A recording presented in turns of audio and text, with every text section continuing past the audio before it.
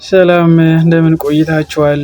ውድ ቤተሰቦቻችን አዲስ መረጃን ከደቡብ ወሎ ለገሂዳ የነዳጅ ክምችት ለዓመታት ጥቅም ሳይውል መሬቱን እየበከለ መሆኑ እየተገለጸ ነው። በአማራ ክልል በደቡብ ወሎ ዞን ለገሂዳ ወረዳ ውስጥ በተፈጥሮ ምክንያት ከከርሰ ምድር ላይ መውጣት የጀመረው የነዳጅ ክምችት ከ7 ዓመታት በላይ ቢቆጠርም እስካሁን ድረስ ጥቅም ላይ እንዲውል አለመደረጉን የደቡብ ወሎ ዞን የማዕድን ሀብት ልማት መምሪያ አስታውቋል። እየባከነ ያለው ነዳጅ በአካባቢው ውሃዎችን እየበከለ መሆኑንም ተገልጿል። የመምሪያው የማዕድን ስራዎችና ፈቃድ አስተዳደር ቡድን መሪ የሆኑት አቶ ጀማል ኢድሪስ ለቲክቫ ኢትዮጵያ በሰጡት መግለጫ ድፍድፉ ነዳጅ መሬቱን ሰንጥቆ በመውጣት ላይ እንደሚገኝና ይኸው ነዳጅ በአካባቢው ያሉ ውሃዎችንም እየበከለ መሆኑን አሳውቀዋል። ነዳጁ በትክክል ወጥቶ መሬት ላይ እየታየ ነው። በተሰነጠቁ መሬቶች አማካኝነት የወጣው ነዳጅ በአካባቢው የሚገኙ ውሃዎችን እየበከለ ነው ብለዋል። አቶ ጀማል ይህን የነዳጅ ክምችት አዋጭነቱ ተጠንቶ ጥቅም ላይ እንዲውል ለማድረግ በተደጋጋሚ ለፌዴራል ማዕድን ሚኒስቴር ጥያቄ ሲያቀርቡ መቆየታቸውን ገልጸዋል።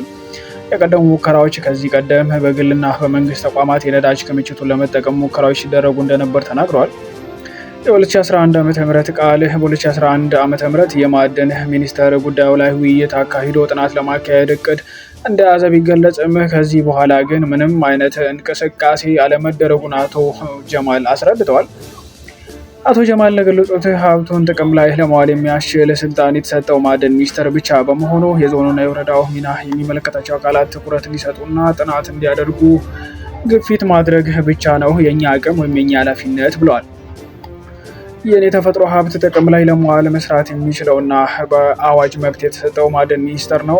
በአቅም ደረጃም ቢታይ ወረዳው በፍጹም አቅሙ አይፈቅድም ብለዋል። የዩኒቨርሲቲ ማረጋገጫ ወሎ ዩኒቨርሲቲ ከዚህ ቀደም ባለሙያዎችን ልኮ ምልከታ በማድረግ ነዳጅ መሆኑን አረጋግጧል። በወቅቱ ባለሙያዎቹ ነዳጁ ወደ ውጭ የወጣው አካባቢው በተዳከመ የመሬት ፋውልት ምክንያት መሆኑን አስረድተዋል።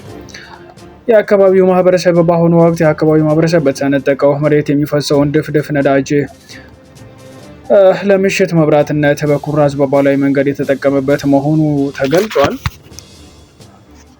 በመጨረሻም የትልቅ የሀገር ሀብት ትኩረት ባለመሰጠቱ እየባከነ መሆኑንና ጉዳዩ የሚመለከታቸው አካላት አስቸኳይ ትኩረት ሰጥተው እንዲሰሩበት ጥሪ ቀርቧል።